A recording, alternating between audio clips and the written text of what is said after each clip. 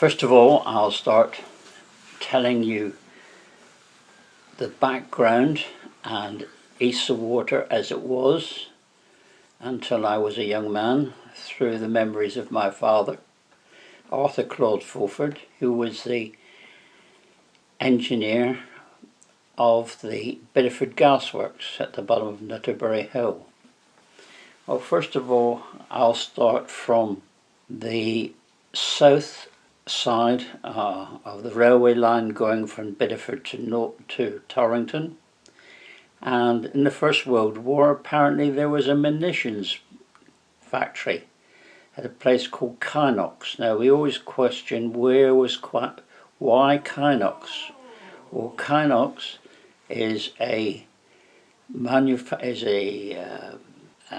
gun cartridge firm, and if you look at the back of a 12 bore, it's got ICI Kynox, and the factory is right in the middle of Birmingham. And they set up a munitions factory because it was the end of the railway line and it was well out the way for anywhere, and the chances of the Germans coming down to see us were pretty remote. So that is Kynox. Later it became a tile factory. Willowways and Barnstable made it into a tile factory, which has since gone, and now there are some small engineering industrial manufacturers there. This is a song my grandfather used to sing when he was young, and when he was old as well, at parties and everything else like that. And he used to sing it unaccompanied. It's about a farmer who got very unlucky. It was called A Mortal Unlucky Old Chap. Now, you've asked me to sing you a song. Well, I ain't going to keep you long, but please to forgive me, for sure as you see me, I'm certain to sing it all wrong. For I'm a mortal unlucky old chap, you never heard such a case, from morning till night, nor never goes right, 'tis enough to drive any man maze.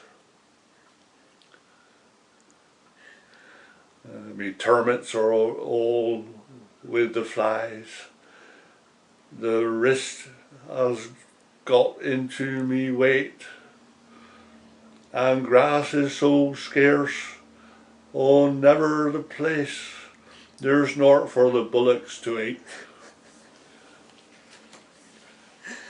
It's great, isn't it? Yeah. So what's the gist of the story? What does it go on to?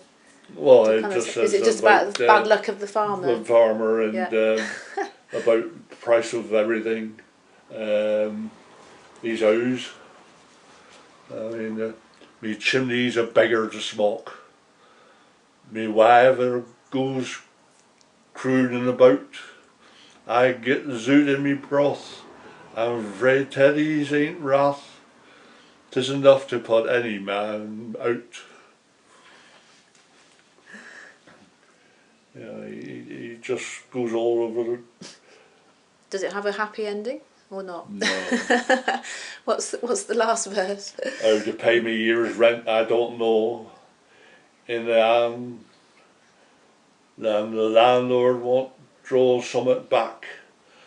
I must call friends pin you to help pull me through, or as Gordon to give me the zack. You opened the door and you were up against the counter, so there wasn't much room in there. And until they built Century Corner Post Office and stores, she was the only post office in East of Water. And she packed in 10-15 years ago. She was right up until then. She was there with her mother and then on her own. And it was a dark, dingy place with varnish and old lighting and everything like that. She done. I think they haven't changed anything to it since they built it. And she knew everybody, because being the postmistress, she knew everybody in East of Water, like everybody else did, because it was like a little village, really. Everybody knew everybody. We always said we couldn't do anything outside because Mother would know before we got home. If we sneezed on the bridge, she had the Yankee ready when we walked in the door, and they coughed with it. It was that close up there. And then fish and chip shops, we had two. There was Jackie Pyle's, or Pyle's fish and chip shop on the end of Torrington Street. It's not there anymore because it's been knocked down to make way for the Royal Hotel car park. So when they wanted to extend their car park, they knocked the building down. It was Jack Pyle was the local fisherman in the river. He caught the salmon. He had a license for salmon, and he caught the local fish. And he had a fish and chip shop and a fish store down below, and then he lived up over with his family. And he knew everything about the river. He knew every tide, every ripple. If you wanted to know something about the river, you went and asked Jack. And he could tell you what was going to happen to the river. Road and the A388 Launceston Road, Holsworthy Road. And then, as I say, they carried on down the valley to Torrington. But you're interested in the goods yard. So this was actually the goods shed itself.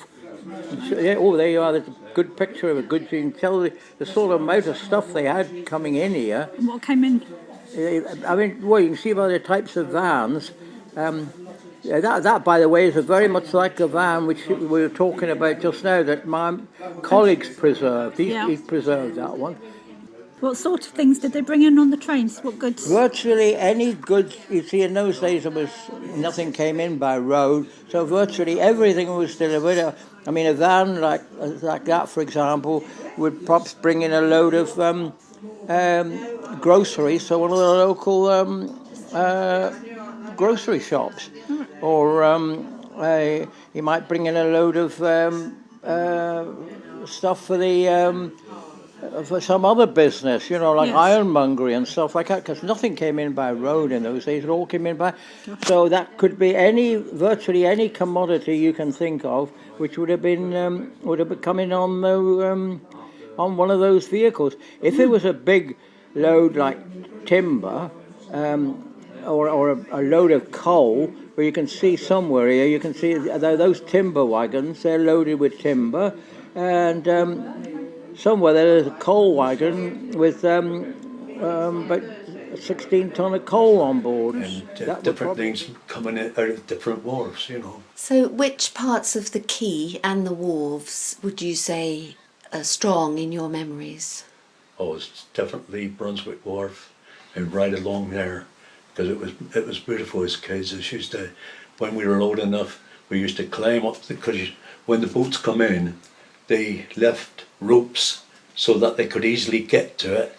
And of course, when you're swimming, you can easily get out of the rope yourself and climb up the wharf. And they used to leapfrog over each other, diving into the water, because we learned to.